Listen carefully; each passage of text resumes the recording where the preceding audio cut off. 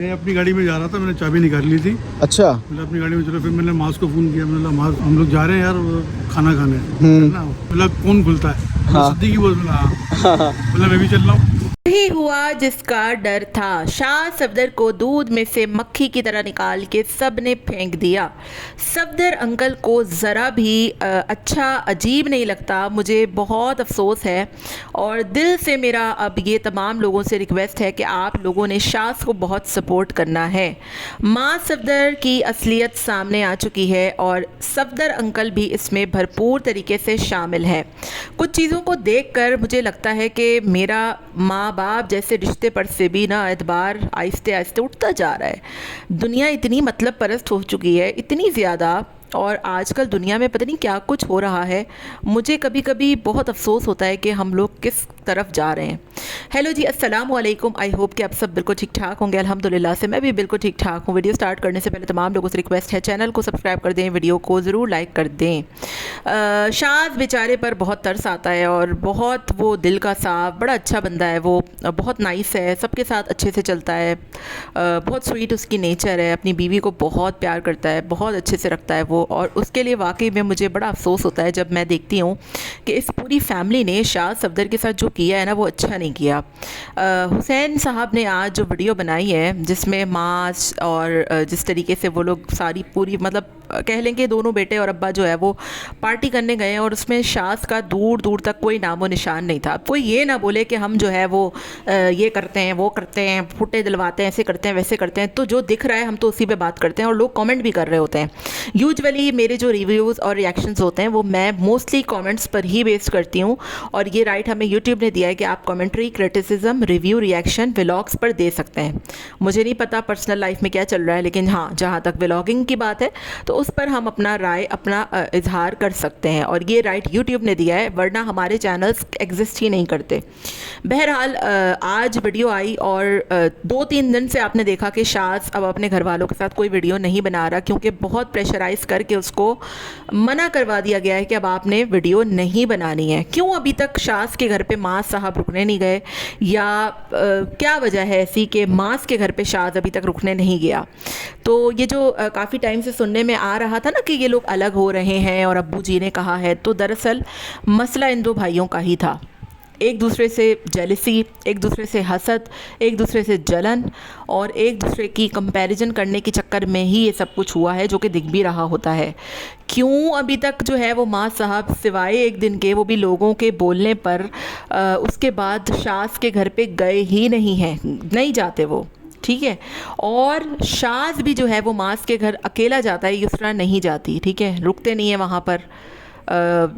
शाज़ जो है वो दिल का बड़ा साफ़ है, मैंने हमेशा बोला है, वो मुझे बहुत अच्छा लगता है क्योंकि उसके व्लॉग्स भी बहुत बिल्कुल नेचुरल होते हैं, पागलों वाली वो हरकतें कर रहा होता है और वो प्यार भी सबसे बहुत करता है। उसकी रियलिटी यही है कि वो कभी भी जो है वो किसी की बुराई नहीं करता और उसकी खासियत के। लेकिन यहाँ पर जब मैं सफदर अंकल का रवैया देखती हूँ ना कि वो रात को जाते हुए भी उन्हें मास याद आ रहा है, उनको घर पर भी मास याद आ रहा है, मास के साथ वो बैठे गप्पे भी लड़ा रहे हैं, मास के घर भी वो बैठे हैं, रुकते भी हैं, जाते भी हैं, लेकिन जहाँ पर शाज़ की बात आती है वहाँ पर अंकल जी कुछ भी नहीं बोलते।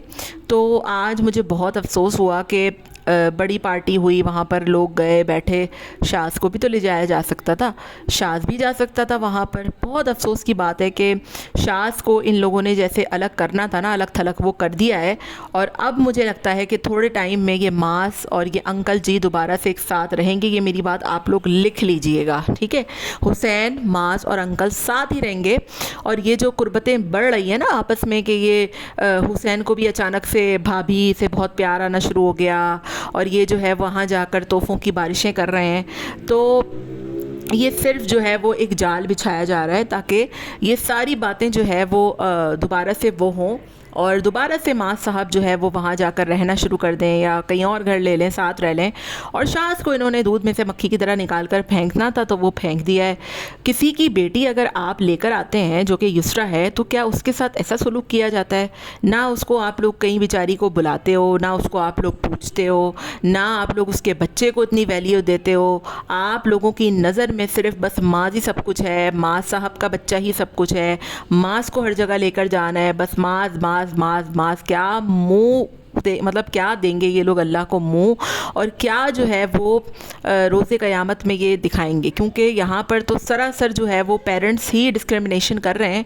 और इन लोगों की चीज़ों को देख कर ना मुझे कभी कभी वाकई में बहुत बहुत ज़्यादा वो होता है, क्योंकि माँ बाप जो हैं वो बड़े अनमोल होते हैं ना रिश्ते, और वो सबसे यकसू प्यार करते हैं, सब औलाद से जो है वो एक जैसा लेकर चलते हैं। लेकिन कुछ चीज़ें देखने के बाद ना बड़ा दिल टूटता है और दिल से अफसोस होता है कि अभी ये सब हो रहा है। वाकई में ये सारी क़यामत की निशानियाँ ही हैं।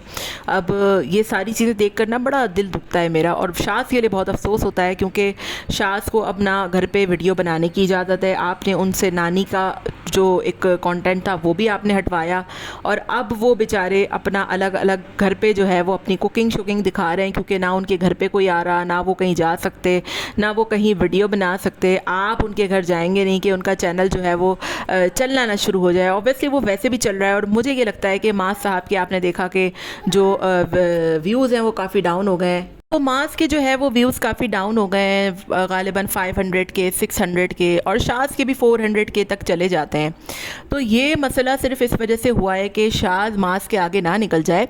लेकिन मैं यहाँ पर, अगर शाज़ मेरी वीडियो सुनता है या शाज़ के जो सपोर्टर्स हैं वो सुनते हैं, तो मैं यहाँ पर एक बात बता दूँ कि अगर शाज़ ने व्लॉगिंग वाकई में अकेले की, वो टूर पे जाया, वो उसने बहुत अच्छे से अपनी फैमिली को लेकर चला ना, तो इसमें इतने गट्स हैं कि ये मास से वाकई में आगे निकल सकता है।